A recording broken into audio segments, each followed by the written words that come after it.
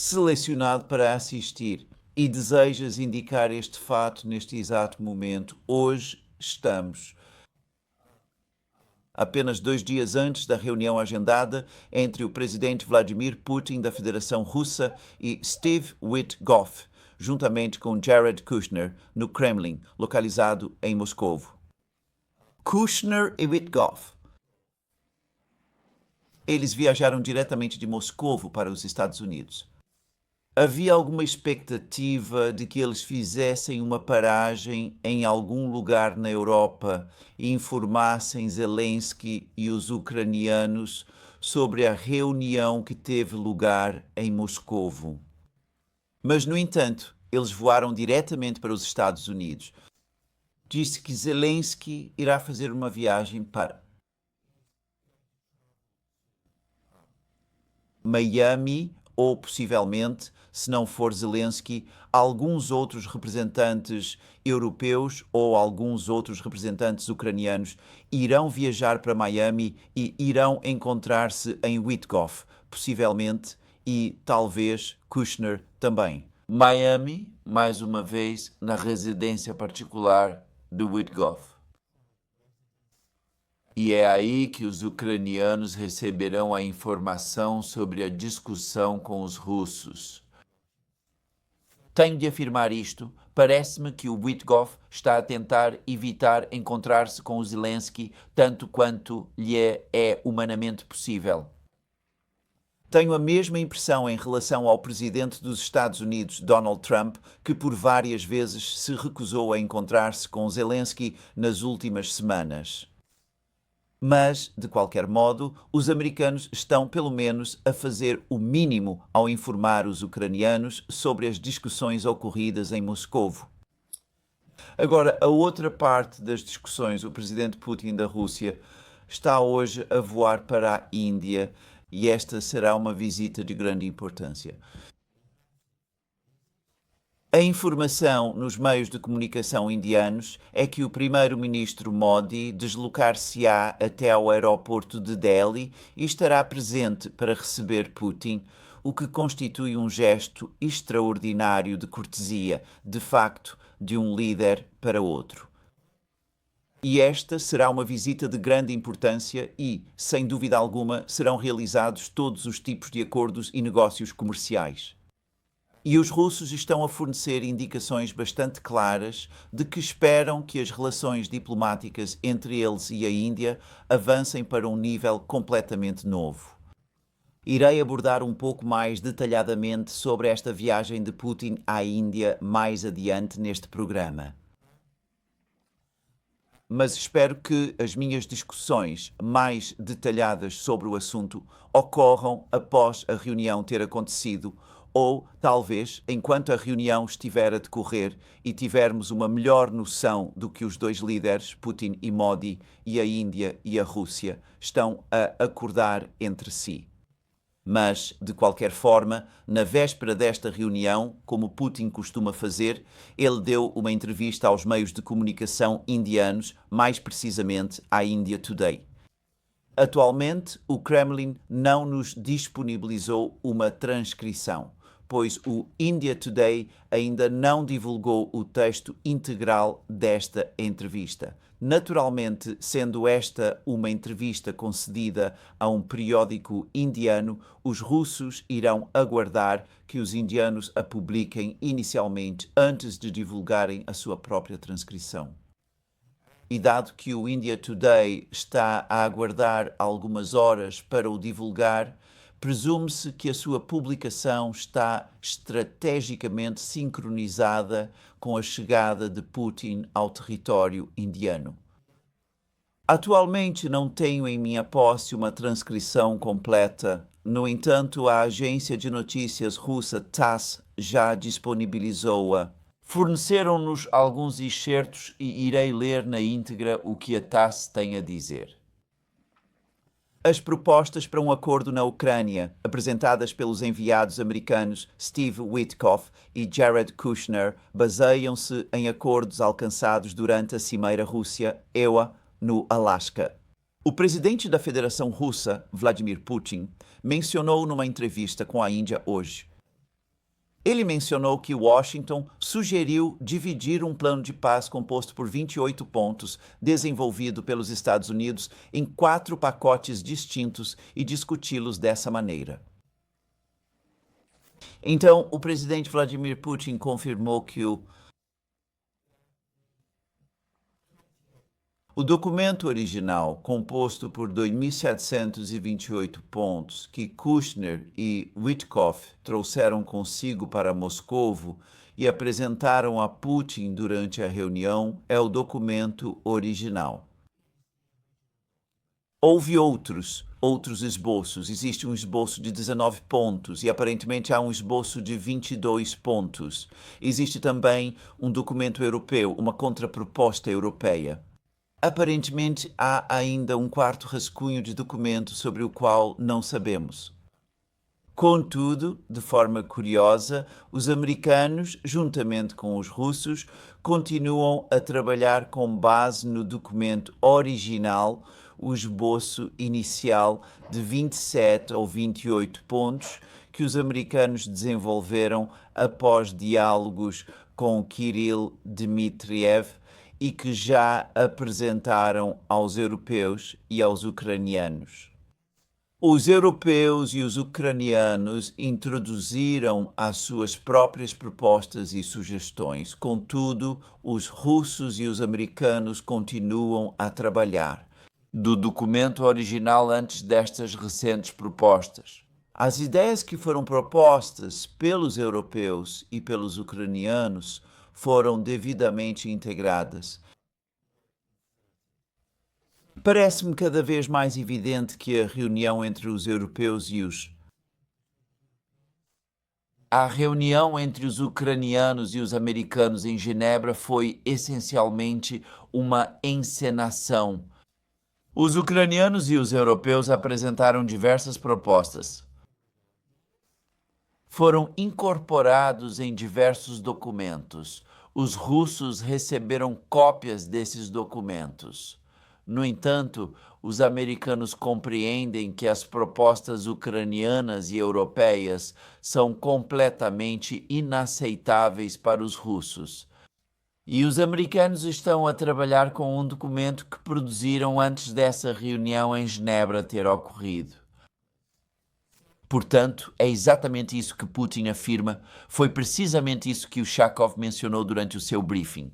Para os meios de comunicação russos, que analisei nos meus programas no anteontem, e de qualquer forma, aqui estamos agora. Então, de qualquer forma, ontem em vez de anteontem, e aqui estamos agora. Putin, então, de acordo com Tassels, continuou desta forma. A reunião com os enviados dos IWA, Witkoff e Kushner no Kremlin foi muito útil. Durou 5 horas, pois cada ponto deveria ser discutido em detalhe. Agora, Ushakov afirmou que os russos e os americanos, durante a reunião no Kremlin, não debateram os pontos nos diversos rascunhos. Não houve qualquer discussão sobre a formulação. Em vez disso, ocorreu uma discussão aprofundada sobre a essência das propostas, abordando os principais pontos de debate. Bodin está a dizer algo ligeiramente diferente. Ele afirma que cada ponto deve ser discutido em detalhe, de acordo com a TASS. Existe uma maneira de harmonizar estas duas declarações, que é provavelmente o que ocorreu foi que, ao invés de examinar os documentos ponto por ponto, Putin concentrou-se em determinadas questões essenciais e expôs aos americanos as suas perspectivas e as da Rússia, discutindo-as de maneira bastante detalhada, como ele aprecia fazer. Isso provavelmente elucida a razão pela qual essa reunião se estendeu por 5 horas. Neste momento, é bastante provável que uma variedade de outras questões, além do acordo relacionado à Ucrânia, tenham sido abordadas. Uma das personalidades que esteve presente na reunião foi Kirill Dmitriev. É relativamente fácil esquecer que ele é o diretor do Fundo de Investimento Direto da Rússia, suspeito eu. E Ushakov declarou que uma porção significativa da reunião foi dedicada à potencial colaboração econômica e comercial futura entre a Rússia e os Estados Unidos. E, novamente, os russos teriam passado ponto a ponto pelas várias ofertas em matérias-primas, tecnologia, cooperação industrial em, por exemplo, aeroespacial, quem sabe o quê. E os americanos, sem dúvida, também tinham as suas próprias propostas a apresentar. Eu diria igualmente que outra questão que eu suspeito que Putin desejava abordar com os americanos e que acredito que ele está especialmente interessado em comunicar aos americanos nas diversas discussões é a sua própria versão, a versão da Rússia sobre a situação militar que está a ocorrer atualmente. Observamos que os ucranianos continuam a esforçar-se para aparentar que a situação está sob controlo no exato momento em que este programa está a ser produzido. Os ucranianos ainda afirmam que mantêm o controle da maior parte de Pokrovsky. Os ucranianos declaram que conseguiram recapturar Kupiansk. Os ucranianos asseguram que têm a situação, no que diz respeito ao âmbito militar, sob controlo. Mais uma vez, Putin não seria Putin se não desejasse esclarecer aos americanos que nada disso corresponde à realidade, que são os russos que estão a relatar a verdade sobre a situação militar e que são os russos que estão efetivamente a avançar e que Pokrovsk e Kupiansk caíram realmente e que há efetivamente tropas ucranianas encurraladas em Mirnograd e que os russos estão a progredir em Zaporozhye e em outros locais e que cidades como Siversk e Guliapolye e talvez Konstantinovka e Lyman também cairão em breve. De qualquer forma, suspeito que isso também desempenhou um papel em prolongar as discussões. E então, de acordo com a TASS, Putin continuou a dizer o seguinte: as propostas para um acordo ucraniano trazidas pelos enviados americanos Witkoff e Kushner baseiam-se em acordos alcançados durante a cimeira Rússia-EUA no Alasca. O que os nossos colegas dos UA nos trouxeram baseou-se de uma forma ou de outra nos nossos acordos. Na minha reunião com Trump no Alasca, enquanto discutíamos estas questões na reunião em Anchorage, Trump está sinceramente a tentar encontrar uma solução de consenso para o problema ucraniano. Mas isto não é uma tarefa fácil. Houve diversas questões durante o desenvolvimento do plano de paz para a Ucrânia, sobre as quais não se chegou a um consenso definitivo. Em alguns casos, é um trabalho bastante complexo. Dissemos, sim, podemos debater isto, mas não conseguimos concordar com isso. Então foi isso que Putin disse. Tem de haver muito mais trabalho sobre estes 28 pontos antes de se chegar a algo que se aproxime remotamente de um acordo. Um entendimento inicial pode ser alcançado. E conforme mencionei em vários programas, é precisamente isso que os russos têm vindo a indicar já há vários dias, ou melhor, há mais de uma semana, que esta é uma base bastante sólida para discussão. Contudo, certamente não é de modo algum algo que se assemelhe a um esboço de acordo ou algo do tipo.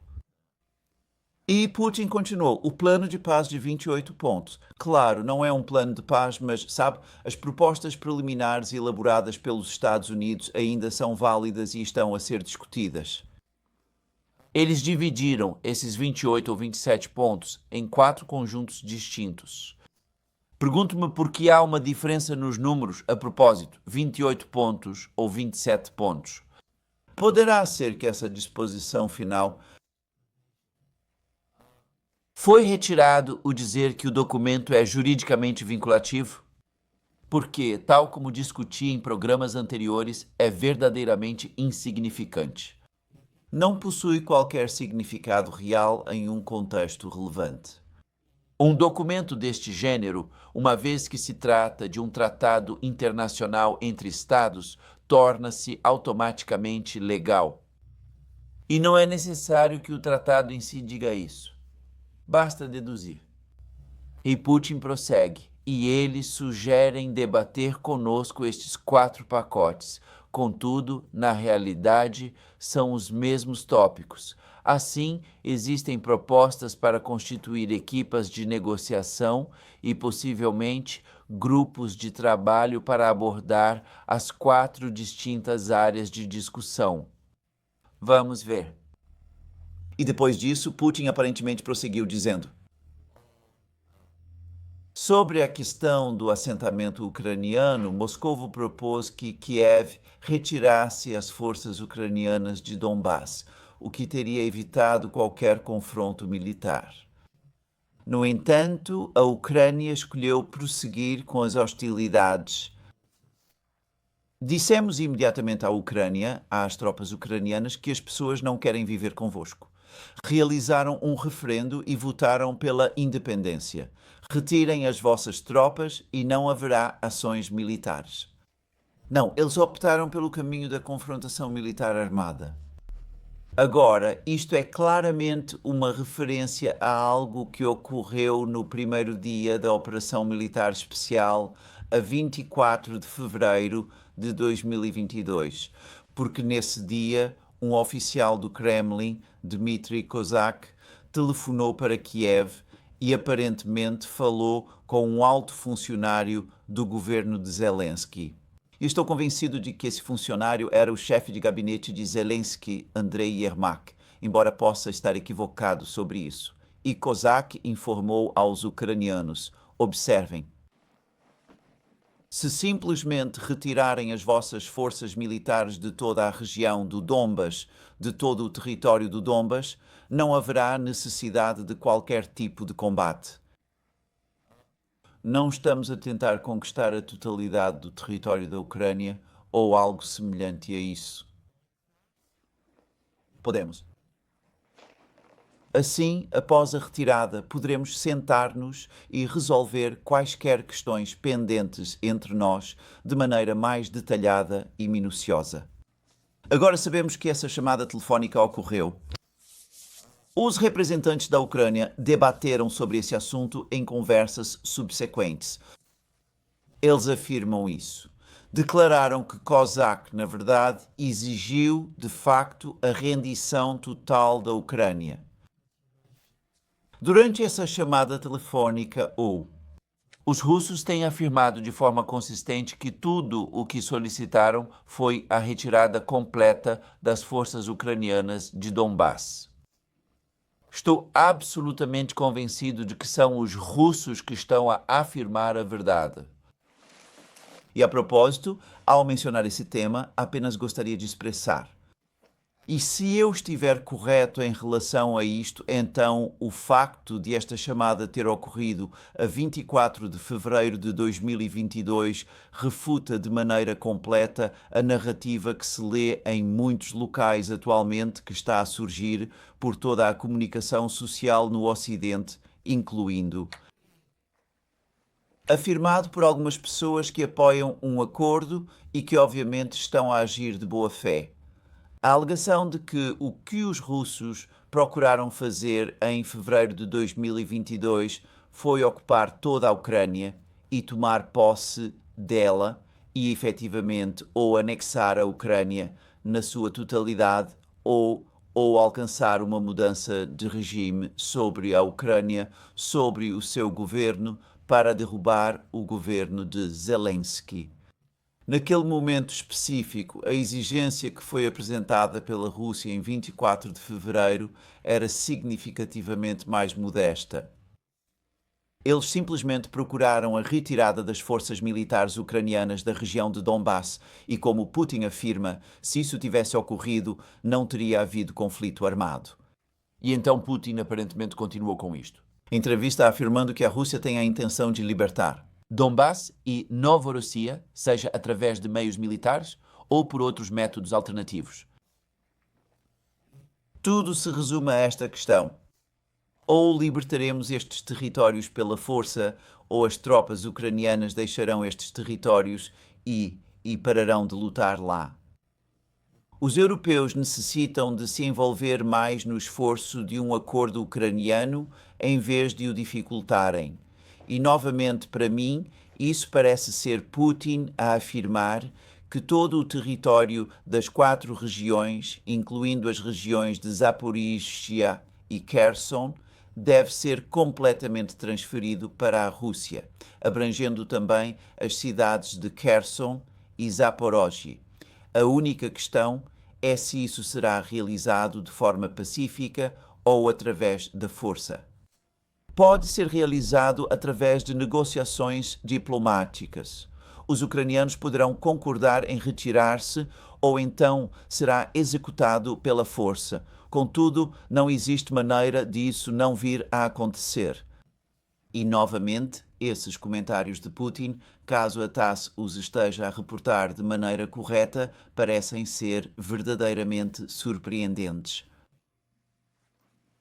Contra as muitas alegações relatadas de que Putin ofereceu um cessar-fogo nas regiões de Zaporozhye ou Kherson se os ucranianos se retirassem de Donbas ou concordaram com uma proposta americana de que deveria haver um cessar-fogo nas regiões de Zaporozhye e Kherson, desde que os ucranianos se retirassem de Donbas.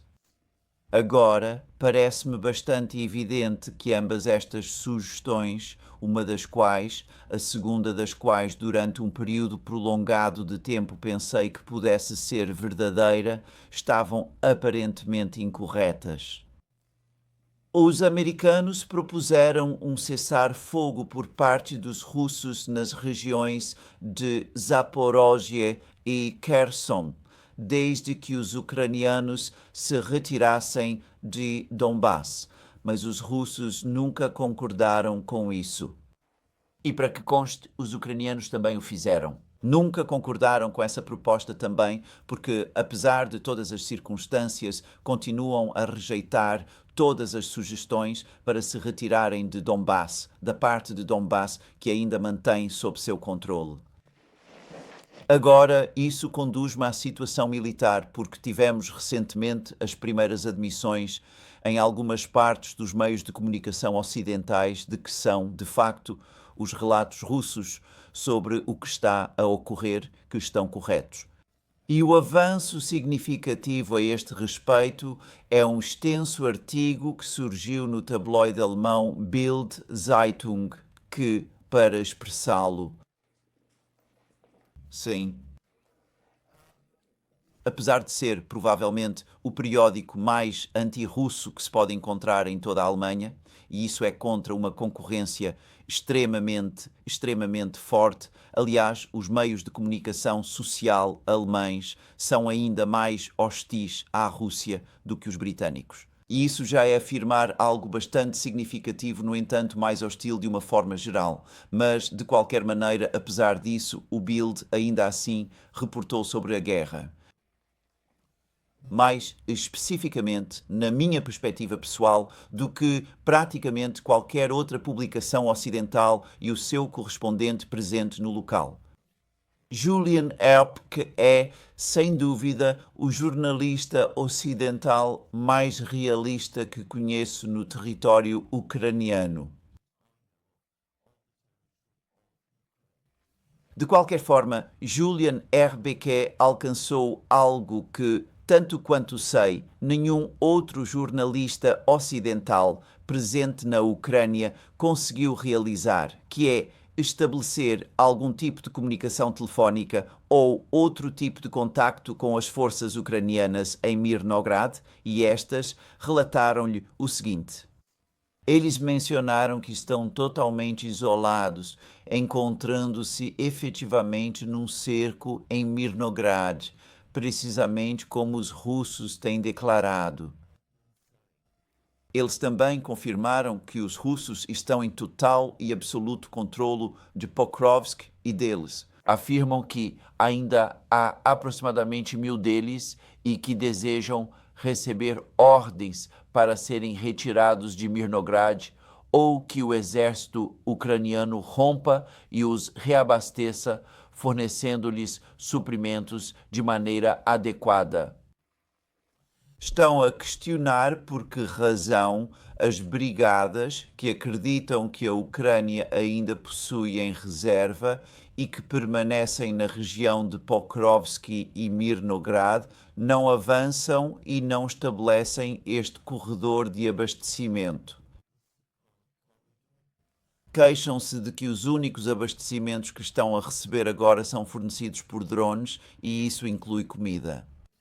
E afirmam que isto não é de todo suficiente, nem sequer próximo de ser adequado. E tem-se a sensação de que estas tropas, e como eu disse, afirmam que restam cerca de 1000 deles agora, que estão a ficar com frio e que estão com falta de munições e que estão com falta de comida. Li em algum lugar afirmações vívidas de que as tropas mencionam estar a morrer de fome. Isto vai além do que parecem ter dito a Julian RBK, ou melhor, a Bill Zeiter, mas é bastante terrível, no entanto, que eles estão, de facto, encurralados, que sentem que estão a ser abandonados, que estão perplexos e não conseguem compreender as decisões tomadas pelos seus superiores. Comando, eles desejam ser reabastecidos para que possam continuar a manter a sua posição. Caso não consigam ser reabastecidos, desejam ser extraídos e parece que ainda acreditam que podem ser extraídos. Mas estão totalmente encurralados.